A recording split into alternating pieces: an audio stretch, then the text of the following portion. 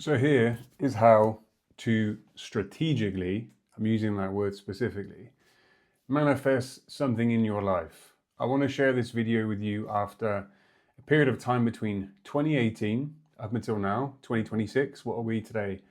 Thursday, the 30th of July. Trying to manifest something in my life and finding it incredibly tough. So I want this video to act as a way to cut down the time for yourself to create conscious change in your life. I'm going ahead and filming this even though my wife is on a Teams call right now. So if you hear her talking, bless her, she's working in there. So we just got to deal with it. So I've started this channel again. This channel, I've been on Instagram mainly, and I was getting sick of YouTube, if I'm honest, because I was having to make such long videos, putting loads of time into them, all the thumbnails, all the stuff, and nothing, it wasn't worth my time. Instagram was blowing up, so I was just using that.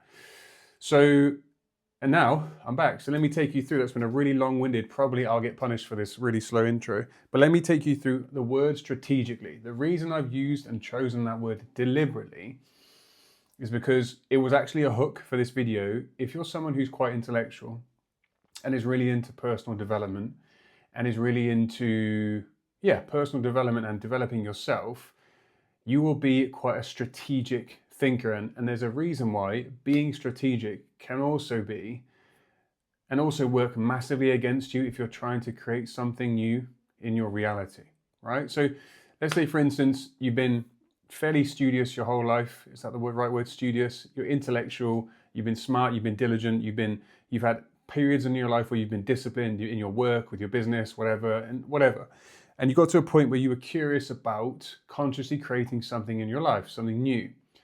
And you studied it, as we normally do, right? And we study intellectually through learning. So taking in information, remembering it, build it into a model, build it into a framework, all that sort of stuff. Now, I was in this same boat, and it was my biggest enemy. So what I want to take you through now is the shift to make from that intellectualism and the process-driven way of thinking in models, which is really good to begin with. Okay, it can help you.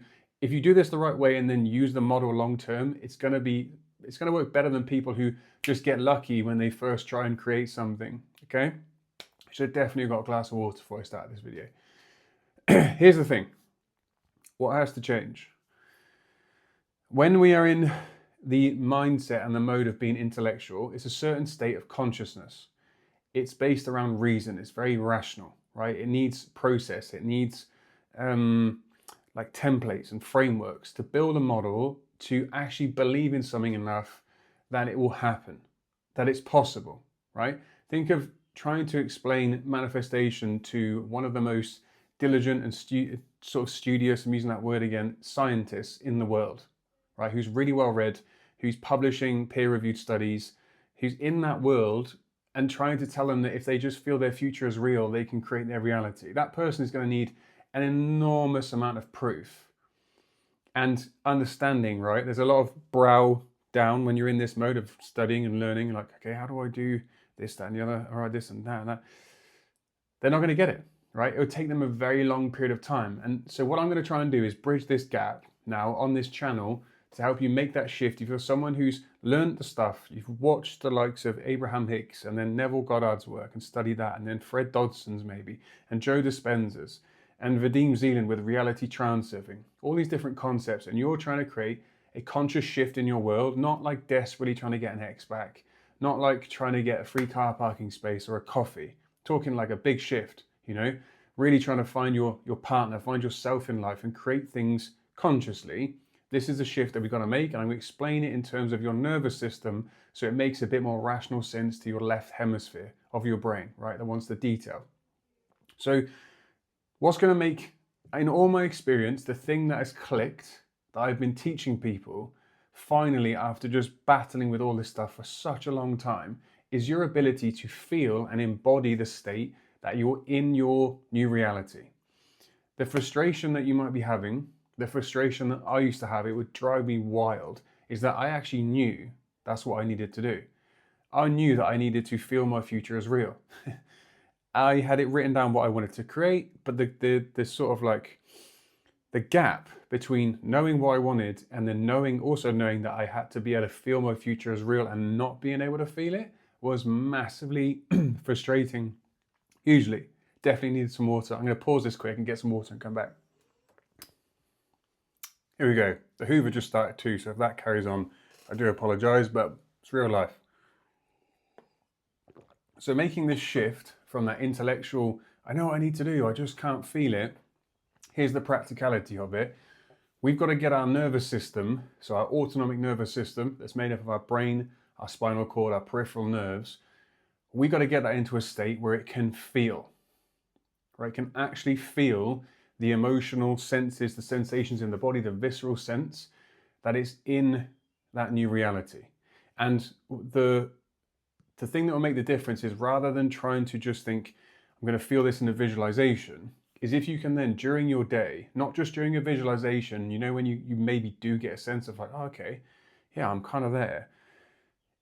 Embedding that feeling so much that if you're busy at work, or you're sat with your partner watching TV, and you're out on a walk, right, or you're picking your kids up from school, whatever it is, you just flick it on, and you have like this wave of just, oh my goodness, wow, like I'm actually living in that reality. This is incredible. It's a sense of delusion, which is really difficult when we are very left-brained and very theoretical, right? So we got to get our nervous system into that state. So what that looks like practically is shifting our brain waves. So our brain waves, if I put them here, shifting these from this beta, high beta in super stress mode, but even day to day, most of us are in beta, where we need to be focused and focused on our work and what we're doing and this, that, and the other. It's very practical, it's very real world, and getting into alpha and theta. But then also calming the body enough, relaxing enough, and this is the key bit, opening our hearts enough to be able to feel our future is real. So those emotions of your future, more practically. Because when we're in that beta mode of work, if you've ever come home from a day of being really stressed out at work, where things have gone badly, you've had a meeting, this, that, and the other, there's been an argument, you're under stress, you might lose your job, building some context here, but you get my point. If someone said to you in that mode, okay, I want you to visualize your future and just feel it as real completely, like it's already happened, you would first of all probably tell them to do one, right? It's in like, leave me alone, I don't want to speak to you. I'm struggling with this thing I've had all day and blah, blah, blah. So when we're in this mode of day to day, it's very different from the mode of being in that ability to feel our future as real, right? So the brainwave element's 1, the nervous system's 1, 2. So our heart rhythm wants to look more like this. I'll show you in another video what it looks like when we're stressed, but it's supposed to look more like this, which is a sine wave. It has this nice wave-like form, and we're open, we're receptive, and now we can tap into emotional states associated with our future. So that could be appreciation, gratitude, freedom, joy, peace, right? Whatever it is that you know that you're feeling this new reality, that's what we've got to get into. But trying to force it, trying to think about it, which I've worked with people before as well, and you know, this is no fault of their own, and if you're in this situation, I get it, where they think that emotions are their thoughts. So they try and like be positive about their future, but their body isn't reflecting it. They're super burned out, they're exhausted, they're just emotionally tired, right? And they can't feel in their body the peace, the joy, the gratitude. So for example, say if your situation was you wanted to make a load of money, right? You wanted to be financially free. Imagine right now, okay, you don't have to picture it, but just imagine right now I've just gone and put $1 million, US dollars, although the value's dropping massively. I put your currency, whatever equivalent of $1 million is, into your bank, and you wanted money. Just right now, and it was there, right? How would that make you feel? Right? The visceral response, the body's response, not the mind's response of, that would make me feel really good, right? I mean that in the kindest way, but typically people's response, that's what it is. It's, that would make me feel great. That's not a response. That's not the emotional aspect. The emotional aspect is, oh wow, oh my goodness, right? The body's involved, the feeling is going on. That's what's truly happening. So this is what we have to get to, a bit more water. If we get to this point, we're golden. I'll talk about this in other videos, some of the embarrassing moments of things I've signed up for in the past of this long ass journey of trying to really nail this conscious creation. It's the emotional aspect, it's the feeling element. All right, so what's this now? 10 minutes longish, this video. That's probably enough for this. I'm going to keep uploading. If this was helpful, first of all, and you like my content, I don't want to do the like, comment, subscribe thing because I don't really like that. But in this instance, just actually let me know if you like this content. I won't ask you this in every single video, but in this one I'm going to, because it's the first of restarting this channel. Because as I said, YouTube was not really working. So fingers crossed, I'm going to upload more frequently, shorter videos, not massively clickbaity thumbnails. I'll just get to the point and have a conversation with you to help you consciously create your reality, if that is what you're looking to do. All right, so that's, oh, and below there is, I work with people to help you do this, right? So I have a meditation formula. It's called the Creation Formula. It's got a really cool name because it's a cool meditation, but it's to get you into this creative mode.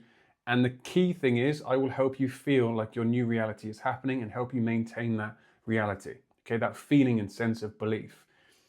If you want to try that out for 7 days working with me for free, there'll be a link in the description too. I might put some other stuff there, but that's going to be the main link. That is it. Thank you so much for your time. Take care. Speak to you soon.